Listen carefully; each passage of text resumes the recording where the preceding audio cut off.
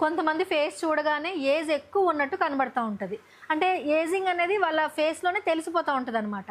అది extreme environmental conditions వల్ల కావచ్చు, లేకపోతే ఓపెన్ పోర్స్ పెద్దగా ఉండడం వల్ల, వాళ్ళ స్కిన్ ఎన్‌లార్జ్ అయిపోవడం వల్ల కావచ్చు.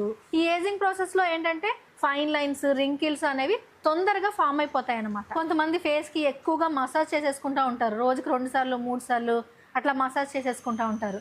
అలాగే కొంతమందైతే ఎక్కువ సన్‌లైట్‌కి ఎక్స్‌పోజర్ అవుతా ఉంటారు. సో, అలాంటి వాళ్ళకి తొందరగా ఏజింగ్ అనేది కనబడతా ఉంటది ఫేస్ మీద. సో, ఇప్పుడు మనం ఈ యాంటీ ఏజింగ్ కోసం మన హెర్బల్ బాత్ పౌడర్‌లో ఏమేమి యూజ్ చేస్తున్నామన్నది చూద్దాం. మందారం ఆకులు, వాయు విలంగాలు, భూతులసి,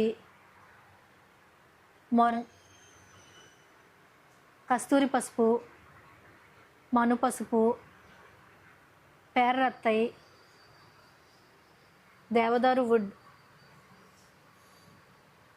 వేపాకు, జాతికాయ, కలోంజి, పసుపు, మెంతులు, రైస్, పెసలు, ముల్తానీ మట్టి, రెడ్ శాండిల్ పౌడర్, ఇలాచి, లవంగాలు.